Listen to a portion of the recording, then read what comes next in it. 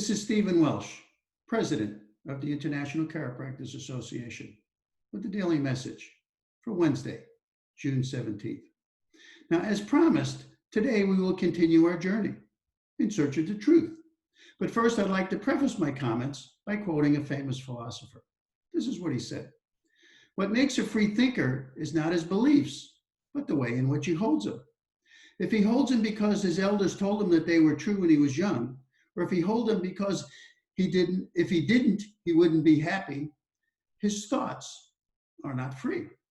But if he holds them because after careful thought, he finds a balance of evidence in their favor, then his thought is free, however odd his conclusions may be." Well, it was Bertrand Russell from The Value of Free Thought: How to Become a Truth Seeker and Break the Chains of Mental Slavery. You see, during the course of history, paradigms are shifted by those individuals who exercise free thought.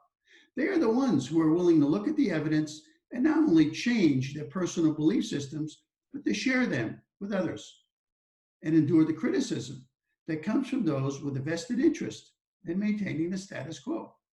And by the way, those paradigm shifts can take quite some time to take hold. Well, as promised, we'll continue that journey in search of the truth, and we will visit a time almost 100 years after Copernicus and review what happened to the only two scientists of their day that taught his heliocentric theory in Italy. And they were Galileo Galilei and Giordano Bruno. They were contemporaries as the 16th century was coming to an end. In fact, in 1592, they both applied for the chair of the Department of Mathematics at the University of Padua in Italy. It was Galileo that was chosen. So let's begin with Bruno. He was a philosopher, a mathematician, a poet, and a cosmological theorist whose fate would influence Galileo over 30 years later, when Galileo was also brought to trial by the Roman Inquisition.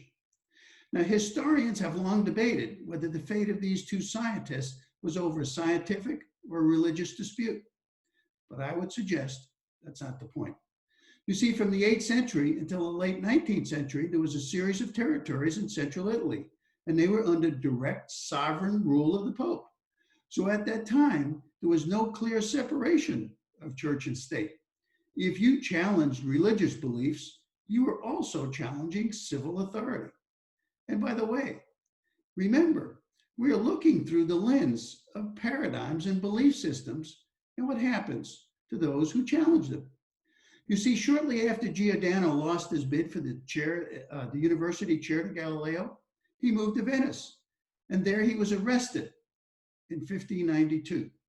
After many months of defending himself to the inquisitors in Venice, he was transferred to Rome and was imprisoned for the duration of a 7-year trial, a trial that was overseen by an inquisitor who demanded a full recantation of his personal beliefs, which Bruno eventually refused.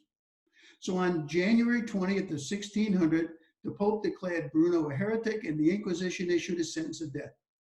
Now, it was reported that upon hearing the sentence, Bruno responded, "Perhaps you pronounced this sentence against me with greater fear than I receive it."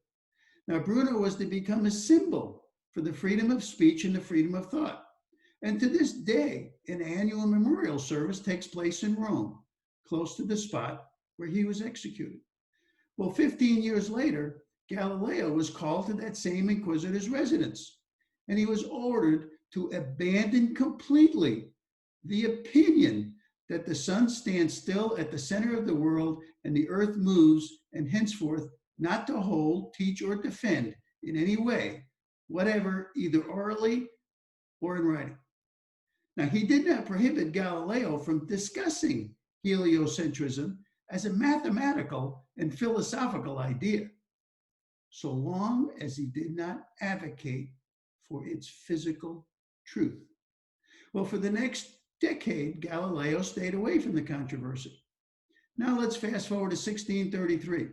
Galileo had to travel to Rome, where he was charged with suspicion of heresy for having held the opinions that the sun lies motionless at the center of the universe and that the earth is not its center. Although he publicly recanted, Probably knowing what happened to Bruno, who didn't, he was sentenced to formal imprisonment at the pleasure of the Inquisition, which was then commuted to house arrest.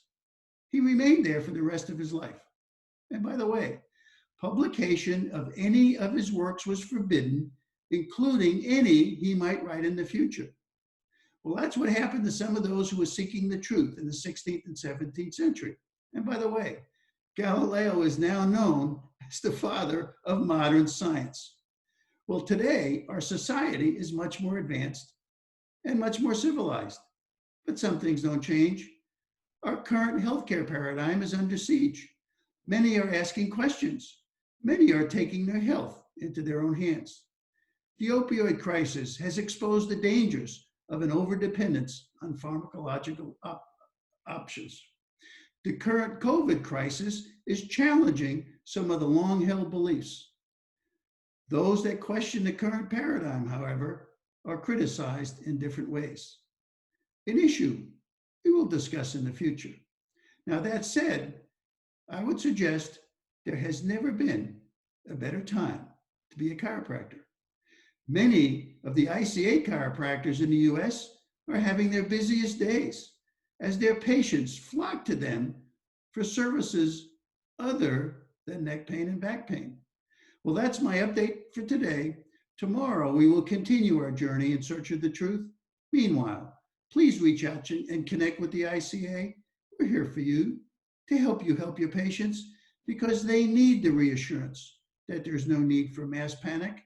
And don't forget, you are truly their beacon of hope. And we will get through these challenging times, and we will do it by working together. Thank you.